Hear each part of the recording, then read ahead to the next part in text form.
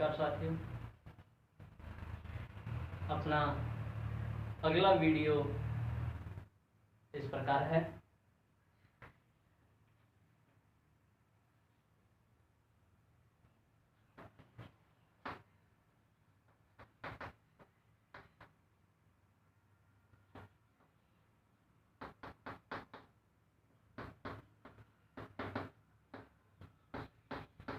दैनिक जीवन में रसायन।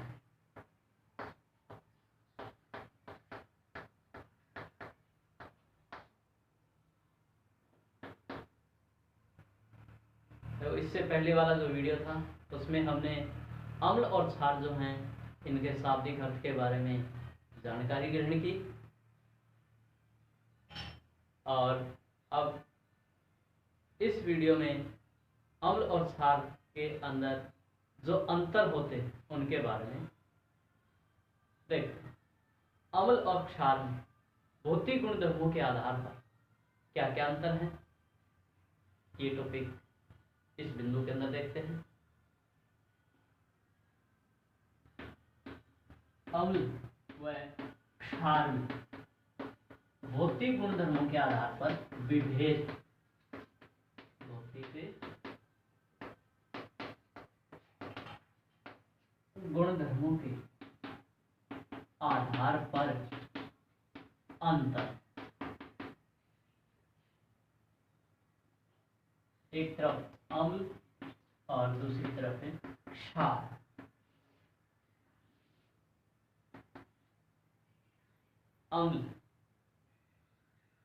अम्ल स्वाद में खट्टे होते हैं और क्षार में देखें तो क्षार स्वाद में कड़वे होते हैं।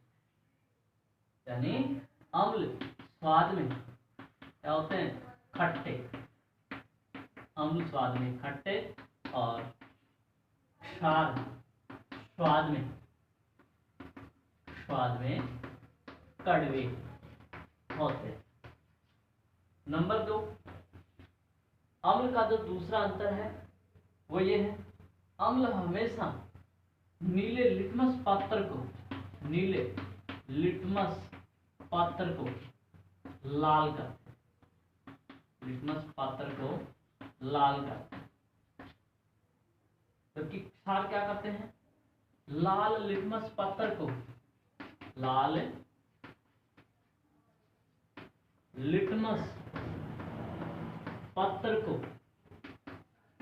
नीला करते हैं। क्या करते हैं? नीला। तीसरा अंतर हमारे पास होगा, अम्ल हमेशा क्षार को उदासीन करते हैं। अम्ल क्या करते हैं? क्षार को उदासीन करते हैं। इसी प्रकार क्षार के अंदर देखें, क्षार अम्ल को उदासीन करते हैं।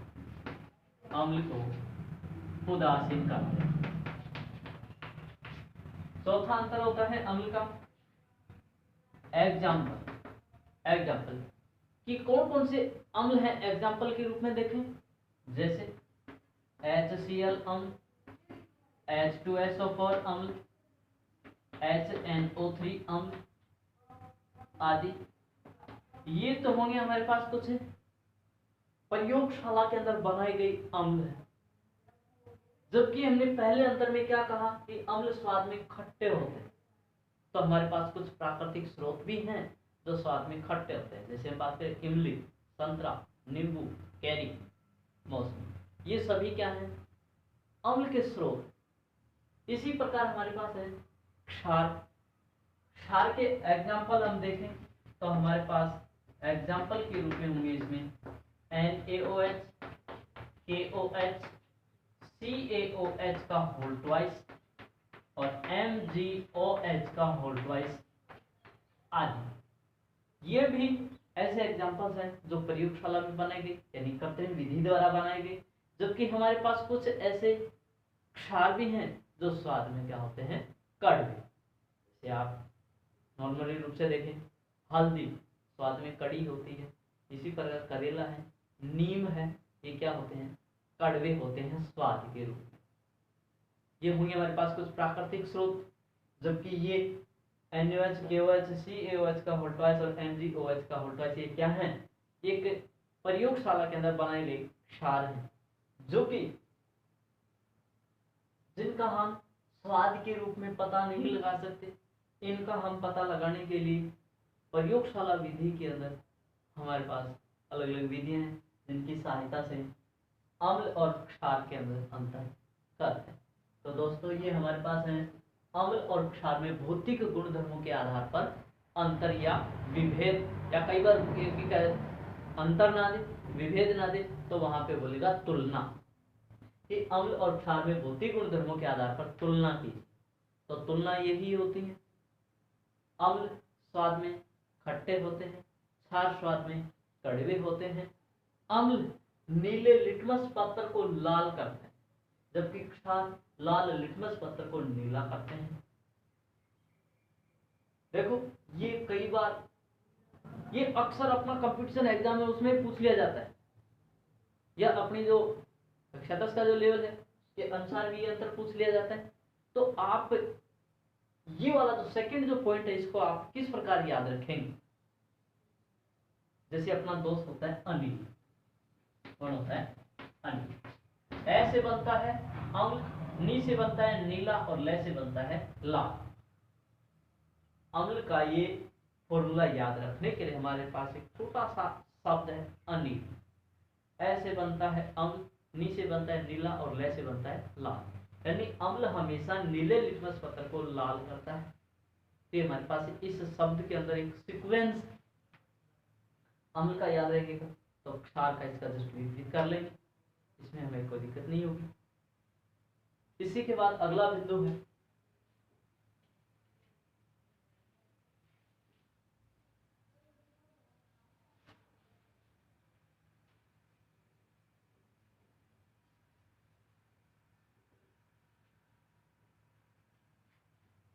इसी के बाद अगला बिंदु है इस टॉपिक का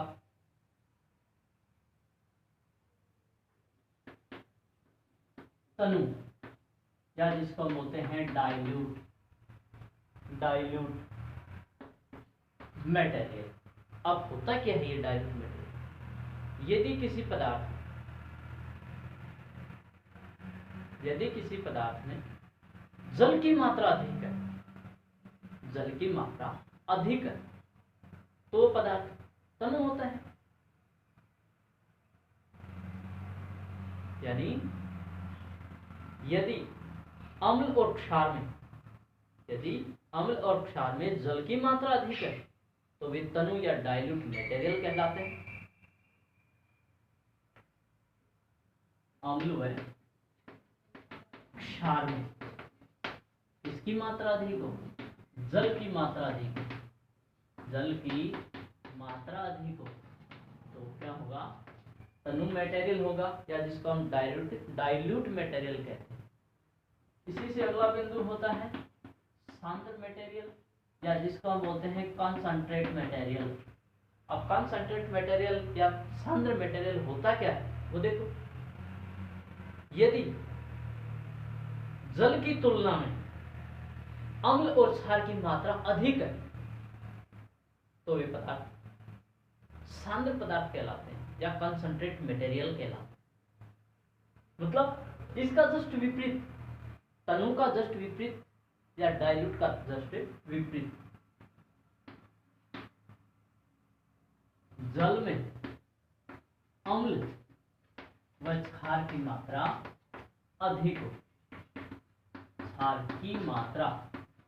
हो, तो कौन से पदार्थ कहलाएंगे?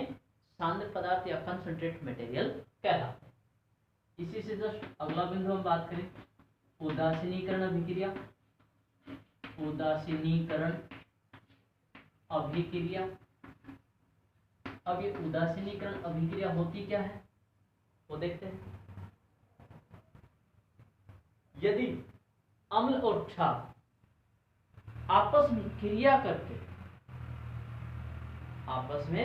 क्रिया करके उत्पाद के रूप में लवण और जल बनाते हैं, तो इस क्रिया को ही हम उदासीनीकरण अभिक्रिया कहते हैं। मतलब अम्ल और क्षार को दोनों को क्या करें, हम एक साथ मिला रहे हैं, तो अम्ल क्या करता है? क्षार को उदासीन कर देता है, और क्षार क्या करता है?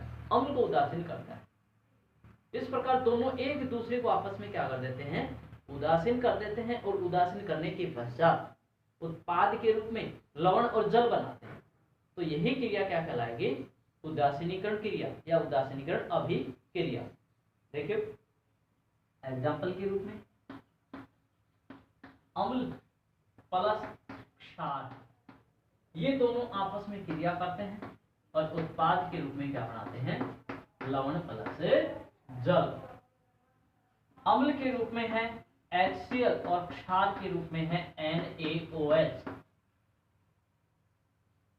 ये अम्ल है, ये क्षार है, ये दोनों आपस में अभिक्रिया करते हैं, रिएक्शन करते हैं, और रिएक्शन करने के दौरान उत्पाद के रूप में क्या बनाते हैं, सबसे पहले NaCl जो कि एक साल्ट होता है, लवण होता है, और साथ में बनता है जल H2O। इसी का अगला एग्जांपल है CH3COOH, जिसको हम एसिटिक अम्ल बोलते हैं। क्योंकि अभी थोड़ी देर पहले हमने एसिटिक अम्ल के अंदर कौन सा अम्ल पाया जाता है, सॉरी एसिटिक अम्ल कौन से प्राकृतिक स्रोत में पाया जाता है, तो ये होता है सिरका में। तो एसिटिक अम्ल का सूत्र क्या होगा, CH3COOH, जिसको हम एसिटिक अम्ल बोलते हैं, और साथ में क्षार NaOH। ये अम्ल और ये क्षार दोनों आपस में यानी परस्पर अभिक्रिया करके उत्पाद के रूप में लवण CH3COO के प्लस H2O का निर्माण करते हैं। इस प्रकार की जो अभिक्रिया है वो उदासीनीकरण अभिक्रिया कहलाती है। अभी हमने कुछ साल्ट्स या लवणों का निर्माण किया। इन लवणों की भी देखो कई बार पहचान पूछ ली जाती है कि NaCl जो लवण है इसकी प्रकृति क्या है, CH3COOH जो है साल्ट है इसकी प्रकृति क्या है। इन लवणों की प्रकृति ज्ञात कैसे की जाती है, तो इन लवणों की प्रकृति ज्ञात करने से पहले हमें कुछ जो परिभाषाएं होती हैं उनको सीखना होगा। तो वो परिभाषाएं इस प्रकार हैं। सबसे पहले हम बात करें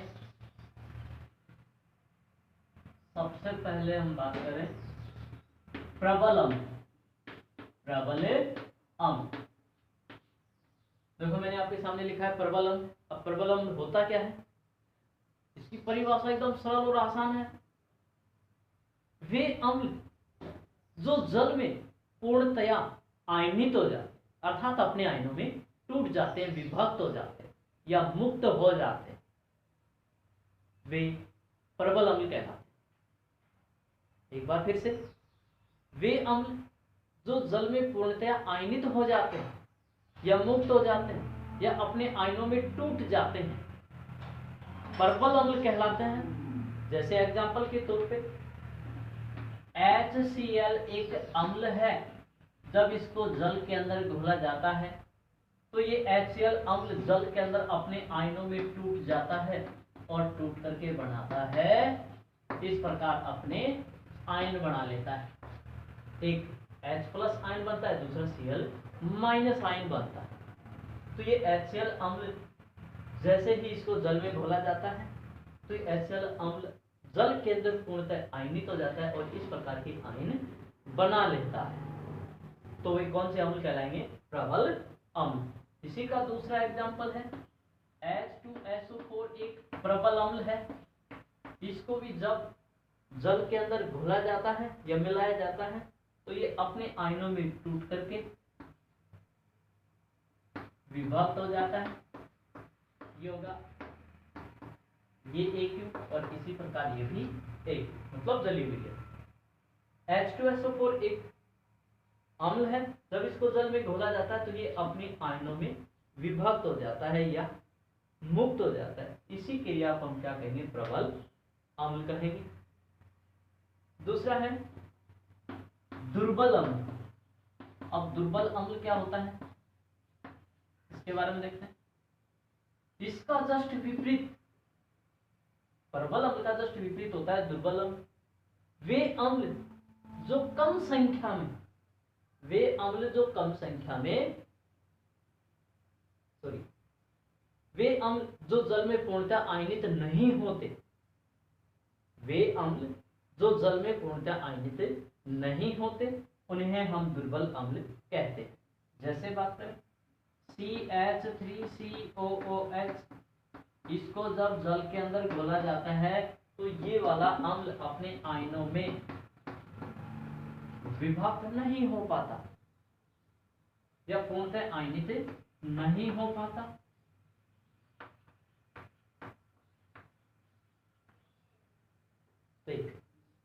CH3COOH या जिसको हम एसिटिक अम्ल बोलते हैं। दूसरा एग्जांपल है HCN, ये भी एक दुर्बल अम्ल है और इस दुर्बल अम्ल को जब जल के अंदर घोला जाता है तो ये भी अपने आयनों में पूर्णतः आयनित नहीं हो पाता।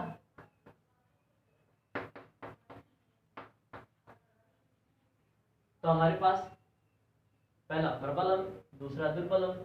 अब प्रबल अम्ल के एग्जांपल कौन कौन से? कई बार बच्चे कहते हैं सर कौन कौन सी हैं प्रबल अम्ल, इनकी जानकारी हमें कैसी होगी? तो प्रबल अम्लों के जो एग्जांपल्स हैं मैं वो लिख देता हूँ, आपको इनको याद करना है। तो सबसे पहला इसका एग्जांपल होगा HCl अम्ल, दूसरा होगा H2SO4 अम्ल और तीसरा होगा HNO3। ये तीन ऐसे सूत्र हैं या तीन ऐसे अम्ल हैं जो सदैव प्रबल होते हैं। जब इनको जल में घोला जाता है तो ये पूर्णतया अपने आयनों में विभक्त हो जाते हैं। इस प्रकार के अम्ल कैसे होंगे? प्रबल अम्ल। अब बात करें दुर्बल अम्ल। दुर्बल अम्ल कौन कौन से, इनके बारे में हम देखते हैं। एक तो होता है CH3COOH, ये वाला दुर्बल अम्ल है। दूसरा HCl हाइड्रोजन साइनाइड, तीसरा है H2CO3। ये तीन ऐसे अम्ल हैं जो तीनों के तीनों कैसे हैं? दुर्बल अम्ल। तो हमें प्रबल अम्ल और दुर्बल अम्लों के बारे में ध्यान रखना होगा। इनकी डेफिनेशन क्या है? वे अम्ल जो जल में पूर्णतः आयनित हो जाते हैं वे प्रबल अम्ल कहलाते हैं। एग्जांपल्स आपके सामने है ये। दुर्बल अम्ल वे अम्ल जो जल में पूर्णतः आयनित नहीं होते, उन्हें दुर्बल अम्ल कहते हैं। अब दुर्बल अम्ल के एग्जांपल्स है पहला, ये दूसरा और ये तीसरा। अब हम बात करेंगे प्रबल क्षार और दुर्बल अम्ल की, दुर्बल क्षार की। जैसे हमने अभी कहा कि प्रबल अम्ल कौन से हैं और दुर्बल अम्ल कौन से हैं, ऐसे ही हम क्षार के बारे में पहचान करेंगे। पहले बात करें हम प्रबल क्षार कि प्रबल क्षार है कौन सी, यानी इसकी परिभाषा क्या है, फिर इसके एग्जांपल कौन कौन से हैं। वे क्षार जो जल में पूर्णतः आयनित हो जाते हैं, वे क्षार जो जल में पूर्णतः आयनित हो जाते हैं और इन्हें हम प्रबल क्षार कहते हैं। जैसे कौन कौन से हैं इसमें प्रबल क्षार के एग्जांपल्स? NaOH और दूसरा होता है KOH।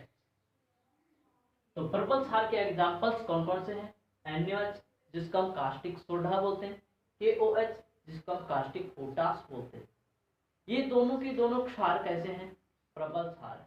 जब इनको भी जल के अंदर घोला जाता है तो ये जल के अंदर पूर्णतः आयनित हो जाते हैं और इस प्रकार के आयन मुक्त करते हैं।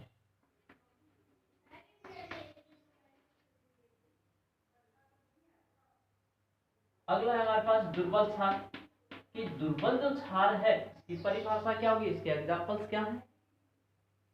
वे क्षार जो जल में पूर्णतः आयनित नहीं होते हैं उन्हें दुर्बल क्षार कहते हैं। जैसे CaOH का होल ट्वाइस, MgOH का होल ट्वाइस, NH4OH, AlOH का होल थ्राइस। ये सभी के सभी के क्षार हैं, ये दुर्बल क्षार हैं। इनको जब जल के अंदर घोला जाता है तो ये पूर्णतः अपने आयनों में विभक्त नहीं होते। इस प्रकार के जो क्षार हैं वो क्या कहलाएंगे? दुर्बल क्षार। तो आपको मैंने प्रबल अम्ल, दुर्बल अम्ल, प्रबल क्षार और दुर्बल क्षार के बारे में जो जानकारी दी है, आप इनको ध्यान रखेंगे और साथ में इनके एग्जाम्पल्स। अगर आपको इनके एग्जाम्पल्स कंप्लीट याद रहेंगे तो इन्हीं अम्ल और क्षारों से आप बना जो साल्ट होता है, रासायनिकरण अभिक्रिया के अंदर बना जो साल्ट होता है, उसकी आसानी से आप पहचान कर सकते हैं कि जो भी आपको साल्ट दिया जाएगा या जो भी लवण दिया जाएगा, उस लवण की आप प्रकृति की पहचान कर सकते हैं। आपको किसी प्रकार की कोई समस्या या दिक्कतें नहीं आएगी, आपकी समस्या यहीं सोल्व हो जाएगी। जैसे मैं एक एग्जांपल के रूप में देता हूं, NaCl क्या है? एक अम्ल है या क्षार है या फिर लवण है। ये एक प्रकार का लवण है, न तो अम्ल है न क्षार है। ये अम्ल और क्षार दोनों से मिलकर बना है। इससे बनने वाला जो उत्पाद होगा वो हमारे पास क्या होगा? एक साल्ट होगा, लवण होगा, NaCl। अब इसकी प्रकृति की पहचान करनी है कि NaCl की प्रकृति क्या है। प्रकृति देखो हमारे पास, यानी इसकी नेचर, ये अम्लीय है या फिर क्षारीय है या फिर इसकी प्रकृति उदासीन है। तीन प्रकार की होती है, अम्लीय, क्षारीय और उदासीन। तो इसमें देखते हैं NaCl का टुकड़ा करते या इसका विभाजन करते, या फिर आप ऐसा करो इसका जलीय विलयन तैयार करो। और जैसे ही जलीय विलयन तैयार करेंगे तो ये अपने आयनों में टूटेगा, NaCl अपने आयनों में टूटेगा, टूट करके एक तो देगा Na+ और दूसरा देगा Cl-। अब आप ये पता लगाओ कि Na से बनने वाला क्षार कौन सा है? Na से बनने वाला क्षार है NaOH।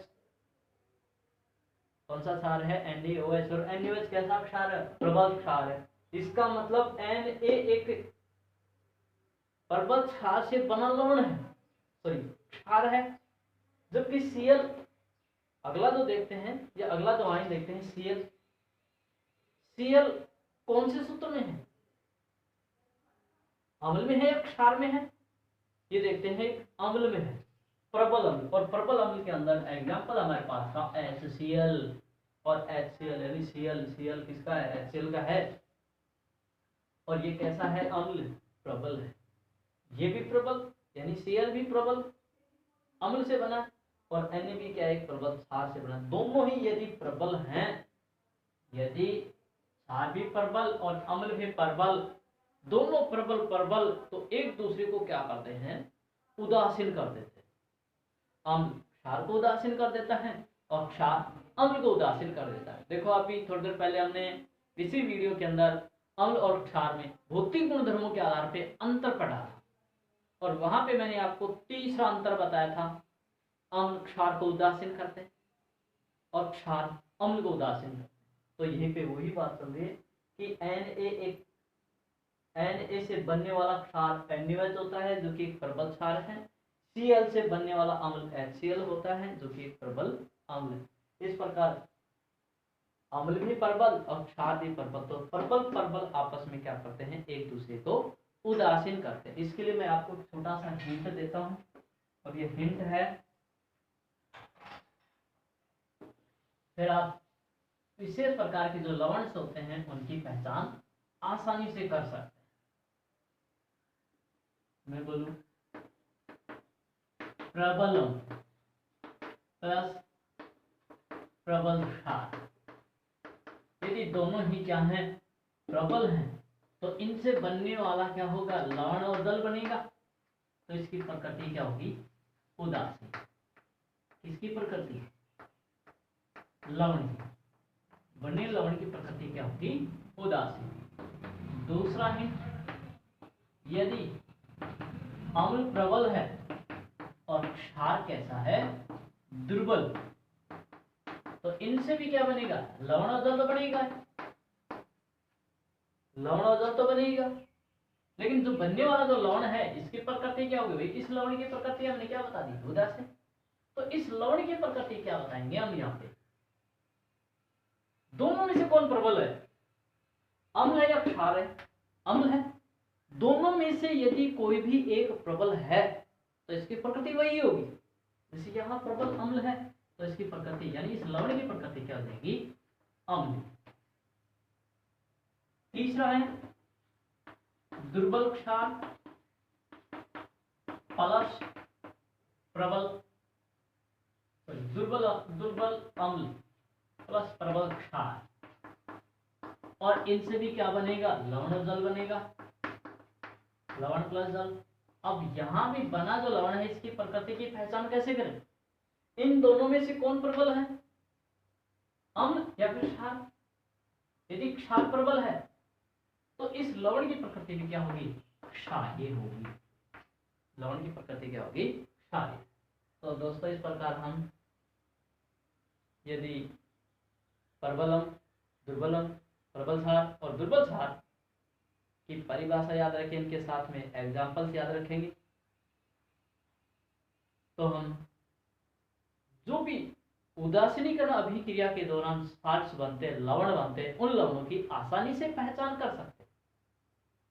इनकी प्रकृति क्या होगी, यदि दोनों ही प्रबल है, अम्ल क्षार दोनों ही प्रबल है, तो बने लवण की प्रकृति उदासीन होगी।